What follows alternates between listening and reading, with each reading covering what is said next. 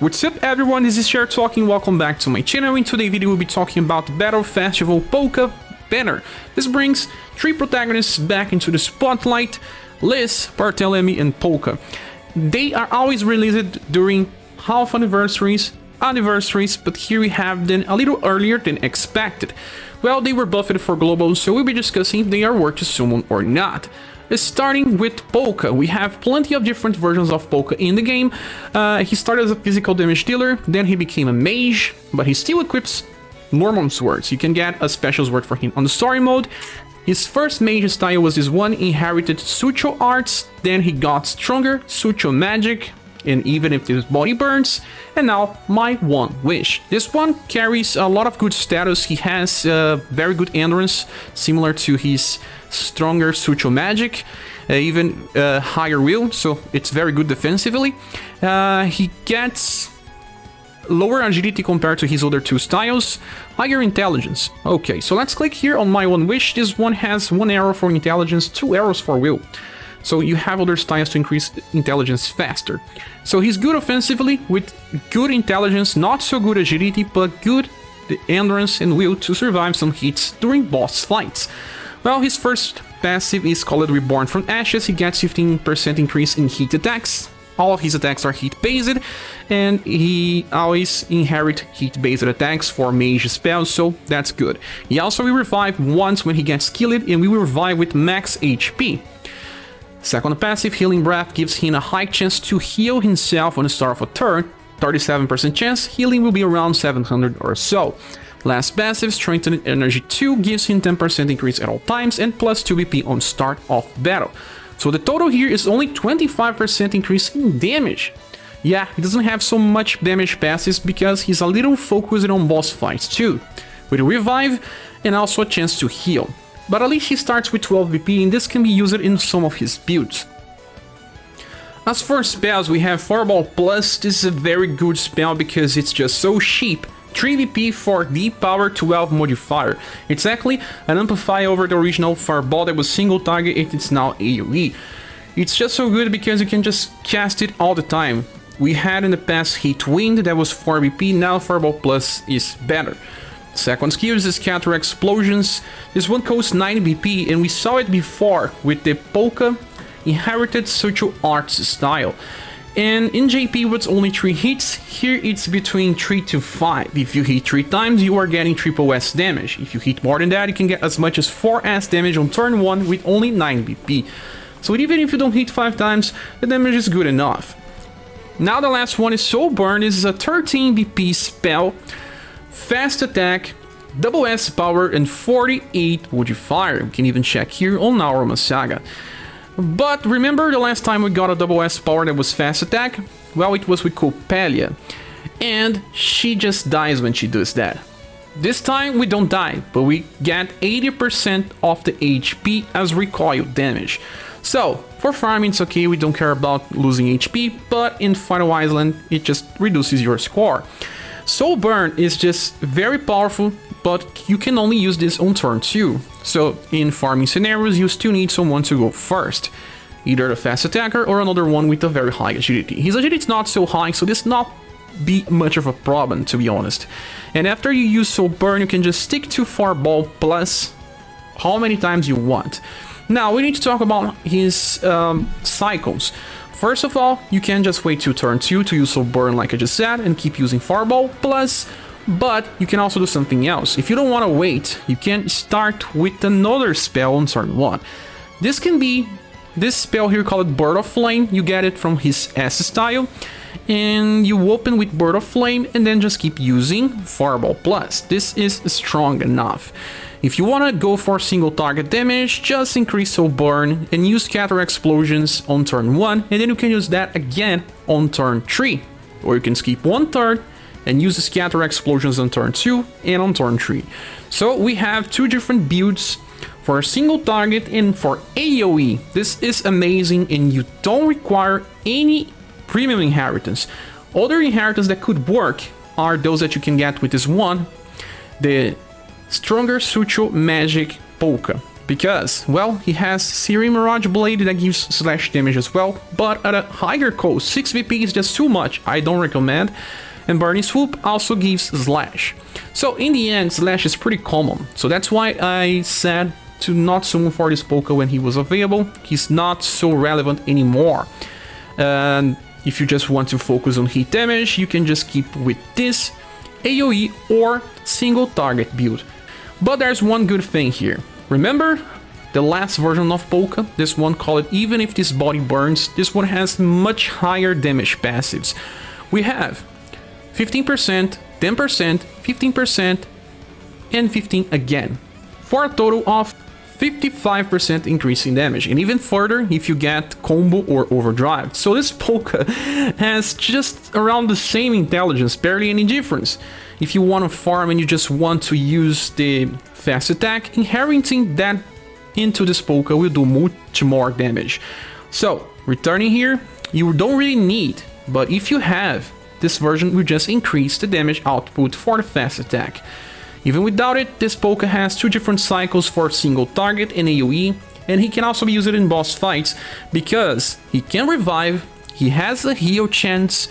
This helps him survive long turns. But only one problem here.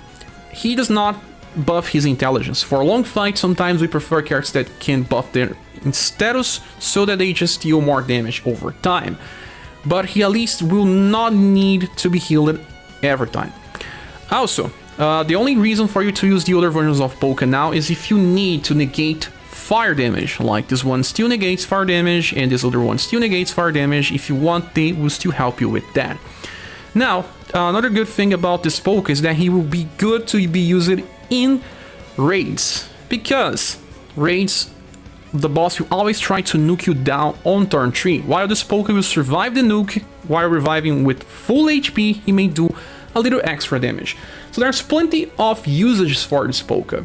He will work in many scenarios, but he may not be the strongest version in any of them. He may not be the strongest hit damage dealer for boss fights. We also have Gustav. For longer fights, he just stacks SDR buffs to do more damage. And also for AoE farming, we also have other options like Saruin. Saruin also has a turn 2 fast attack with Demise. So there are alternative strategies for the both roles, but getting both things in a single character, even if it doesn't have the max potential, it's still good. Polka will offer good volley for those without any other version of Polka, since he works by himself, or even bigger volley if you have this version, even if the body burns. And if you skip it the last Lunar New Year blue, summoning here for Polka, it's a good option. Remember, this blue had a nuke that was pretty similar. Waking Dragon hits 3 to 5 times as well, but he does have the Sun attribute added. So, if you miss it out on this one, at least you have a hit nuke and also some good cycles for AoE damage. And different than blue, he doesn't have any heal spells, so he will always just dish out damage. Sometimes blue gets in the way when he wants to heal a fallen ally.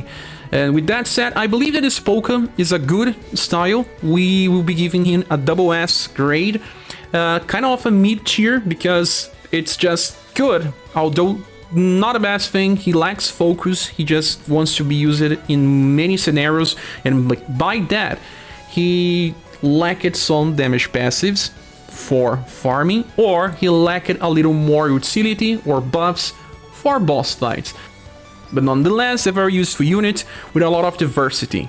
Now for our list, we have plenty of different styles as well. She started with her summer style triple scoop ice cream, that's heal and support with some damage. Then innate Gamble Arts was a very strong cold nuker. Then we got Let Gamble Into Your Heart, this was an AoE specialist. And then a Mother's Flowing Love, that was a mix between single target and AoE. Now we have Believing in Their Future. This one is both a damage dealer, a support character, and a healer. We have 67% endurance, that's pretty similar to the third style. Her dexterity is inferior to the first and the second. Her agility is not so high, only 76%. Her intelligence, the highest one so far. Will is the highest one so far as well, with the love being the highest. Well, This style here offers a lot of things. Has 2 arrows for intelligence. As for passives, we have Dragon Guard. On the start of a turn, she has a 37% chance to give everyone a defense boost that decreases damage by 25%. Well, I don't think this is so good like Scrum Guard. Scrum Guard is a passive that we had in the past with Glow Axe, Final Press, or with Jorg. We will have this again with other support units that decreases damage by 20% when everyone is alive. This one will trigger once every 3 turns on average. Will help sometimes, but it's not reliable. Still good if you have other cards that decrease damage too, to stack. For the second passive, we have Sage Stitching. When she heals someone with a heal spell that uses LP, she will also heal herself and increase all her status by 15%. Well, this is kind of similar to Christmas SaGa, where she heals herself but also gives a small healing to everyone. Here you are trading this small healing to everyone for a buff to all status. To be honest, I prefer such a version, but that's not to say much, because I don't think that this is meta changing, it's just an extra. And the last passive is Hyper Overtension, an upgrade over the normal Overtension, giving you 20% increase in damage at all times, with also 35 on combo or 50% on overdrive. Because she's mostly used in boss fights, she will reach overdrive to do more damage. Well, in the end we have only 20% increase in damage at all times, kind of similar to the recent Polka with 25, so even lower, and also a chance to give a defense boost and heal herself and increase her status when she heals. For spells, the first one is Droplet. This one is a heal that is kind of similar to her past one from Summer style. Heals the same value, as you can see, D12, but with an extra effect. She also gives Guard Up Medium to those that she heals. That is a 25% decrease in damage. Then we have Water Hammer, a 6 BP spell that has a chance to debuff intelligence and deals cold and blunt damage. Debuffs by 15%, so it's a pretty common spell many cold mages has access to, even Global Axe using, and she's better using since she gets 4 BP by a turn. The good thing is the diversity of having 2 damage types, blunt and cold. The damage is not so high, but at least you are debuffing intelligence. But this cannot be your main intelligence debuffer in many fights since 6 VP is too much. We just got Zosma that has a 4 VP intelligence debuff, and there are plenty of other options as well. Then we have Glacial Coffin. With 13 BP, she has access to the same attack as Polka, but this time cold damage instead of fire, because she has lower intelligence, just a few, and lower damage passive, just a few as well. She won't do as much damage as Polka, and she does not have another version with higher passives to reach the same potential. So you will be limited, but the damage is still pretty good. If you are using it on turn 2, double S power 48 modifier will clear most waves in the game. Just that she doesn't have a follow-up. So as you can see, she doesn't have any perfect cycle. She will have to normal attack when she doesn't have PP to use Water Hammer. You can fix this by inheritance of Splash. This is a 2 BP spell that deals good damage. Or if you want to do better nukes, you can inherit Dragon's Fury. If you want better AoE, you can just inherit Deus Blizzard, because this one gives morale up. So you have a heal with Guard Up and a damage attack that gives morale up. Or if you just want a cheap one, you can go with Aqua Drop. There are plenty of different inheritances, but still none of them make her perfect cycle. You still have to sometimes use normal attacks here and there if you want to save VP to debuff with Water Hammer.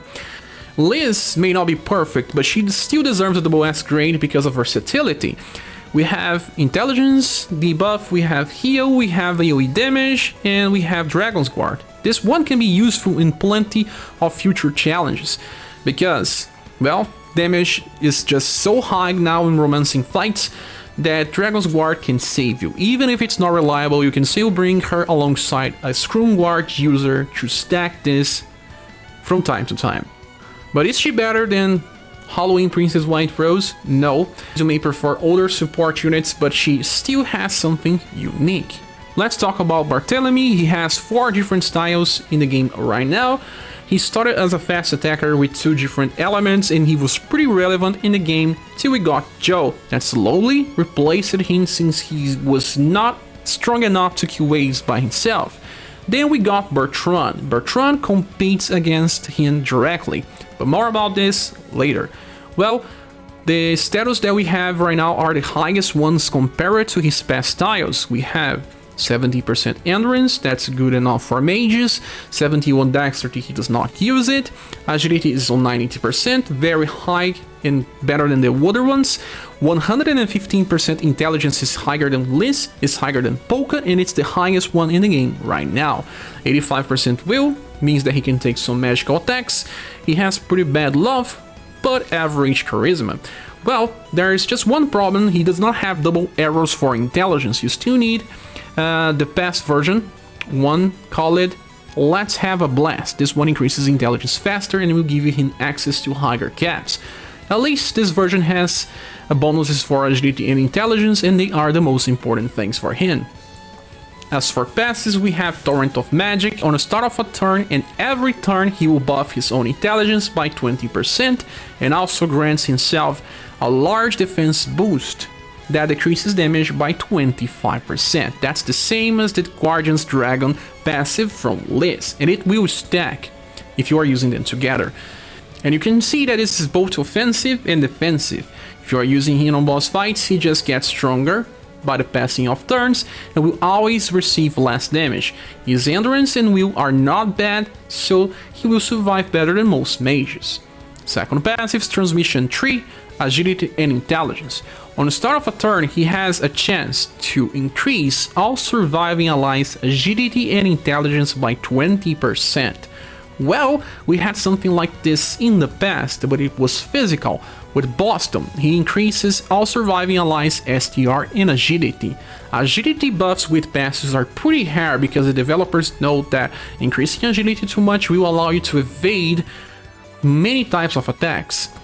Agility and intelligence are also the same status that are used for accuracy with your spellcasters. So you get a chance to increase your accuracy, your evasion rate, and your damage. Now, the last passive is Fired Up 6. This one increases damage by 30% at all times. And this is the first time that we are seeing Fired Up 6, and it's a sign of power creep. And not just with Fired Up 6 that will start to appear in most characters now. It's also a sign that other passives will increase their potential, like passives that increases damage when hitting 4 weak targets will also be increased, and so on. So, in the end, Barthelemy has 30% increase in damage, a buff to his intelligence on all turns, a defense boost to decrease damage that he receives by 25%, and also a chance to buff everyone in the squad by 20% of agility and intelligence. It's a pretty good set and will work more in boss fights, but also works when farming. So, for skills we have Void. The first one is for 2 different elements, that is Heat and Shadow. D power 14 modifier. 14 modifier is pretty close to C. With 15 you already get C. But the best thing about the spell is that it increases his intelligence by up to 25% when you reach max level. So, he already gets more intelligence by Torrent of Magic. He already has a chance to get even more with Transmission 3. But now he has a guarantee with Void as well, so he can stack more and more to do bigger damage. Very nice, because with 2 BP you can also just stack 1 BP for future to nuke down with different spells. Now the second one is Flame Hammer. This is a 6 BP spell that's just similar to other hammer, but instead of being cold and blunt, it's heat and blunt. Same damage, 25 modifier B power, it just debuffs intelligence. So 6 BP is just too much in my opinion. You will not be able to use him as your main intelligence debuffer most of the time. You need a second one. There are alternatives like Zosma, AoE intelligence debuffer with cheap cost. There are plenty of other options as well, so he's not the best one for this, but if you can use him as a secondary one, it will work pretty fine. And the last attack is Abaddon Hands, a 9 BP spell that is fast, so it goes first before anyone, and it has Shadow, and hit damage with C power 20 modifier. Actually, B modifier starts with 21, so this is pretty close to B as it gets. With first style of Barthelemy, we used this a lot, and you could clear waves with Barthelemy back in the days. But this eventually stopped happening because enemies got higher HP. We also got Joe that has more volley than Barthelemy, and eventually we also got Bertrand. Bertrand is now a competition for Barthelemy because, well, Bertrand got something in Global that does not exist in JP. An Abaddon Hands inheritance. With Abaddon Hands, we can kill the first wave and also get 5 BP back and use it again on turn 2. So Bertrand can use it twice in a row. That is super useful and even offers more volley than Barthelemy on this regard. But Bertrand cannot use this 3 times in a row. So he needs help from someone, and depending on the enemies, you can just pair them both and use Barthelemy to kill one of the waves while Bertrand kill the other 2. And he can even beat Bertrand damage if transmission tree triggers. But the damage will still be pretty similar. Other thing that you can do right after Abaddon Hands is inherit your Heat Wind from his first style, so he has an AoE to use on turn 2. If you are pairing him up with Polka, you can kill first wave with Abaddon Hands, Polka kills the second wave, and they both use their weaker AoEs to kill the enemies on the third wave. I'm not so sure if this will work all the time, but this is an option. Now, let's talk about other inheritance besides Heat Wind. If you have his passive style called Let's Have a Blast, this one adds a lot of volley into the current Barthelemy. Why? There are plenty of good inheritances here.